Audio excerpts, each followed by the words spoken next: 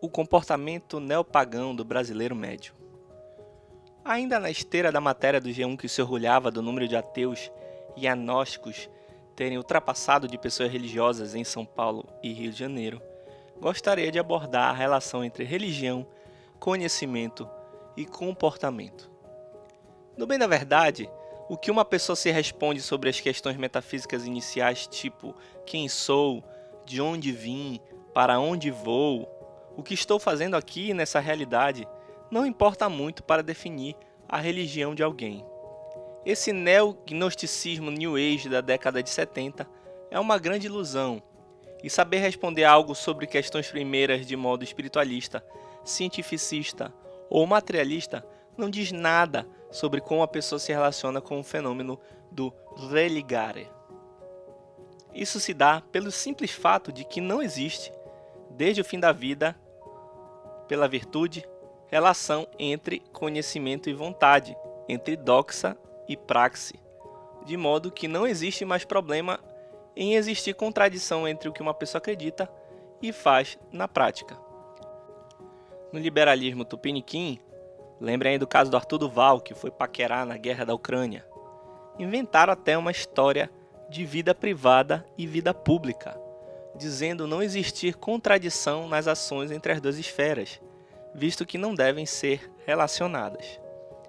Disse isso para afirmar categoricamente que os jovens podem até ter uma defesa do ateísmo ou agnosticismo, mas se comportam mesmo como neopagãos.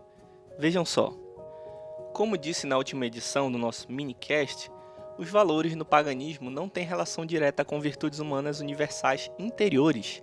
Eles são relativos às culturas em que se vive. Não tem problema nenhum ser ateu e, ao mesmo tempo, condenar o político que você odeia ao inferno. Vai que existe, né?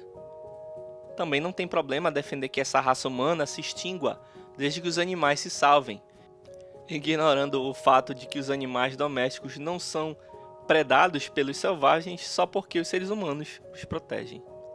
A natureza, ou seja, os deuses de antigamente, vão dar um jeito nisso. Não tem problema ser ateu e idolatrar o seu cantor ou político favorito, tratando-o quase como um desses deuses que sempre falam coisas certas e não podem ser contrariados. Não tem problema em ser ateu e agnóstico e praticar um sexo livre, responsável, sem limites, e depois oferecer os fetos indesejados em sacrifício humano, pedindo aos mesmos deuses que destruam essa malvada e machista Igreja Católica. E o neo-ateu que não acredita em Deus, mas faz questão de combater os seus moinhos de vento? Acha que Deus não existe, mas passa a vida em debates tentando provar isso para quem não lhe dá ouvidos. É muito gasto de energia com uma coisa irrelevante, vocês não acham? Adora seus totens, as forças da natureza que provam a inexistência de Deus, exatamente como os pagãos adoravam o Deus da chuva ou o Deus do trovão. Não se adoram somente imagens. Aliás, dos deuses que circulam por aí, arrisco a dizer que quem menos adora, os adora em forma de imagens, porque é mais perceptível e fácil de acusar. Os deuses de hoje se tornaram uma ideia, se é que vocês pegaram no ar a referência. Ideias adoradas, práticas sem virtudes, holocaustos humanos em honra da natureza e da ciência. O neopaganismo é a superestrutura do mundo contemporâneo.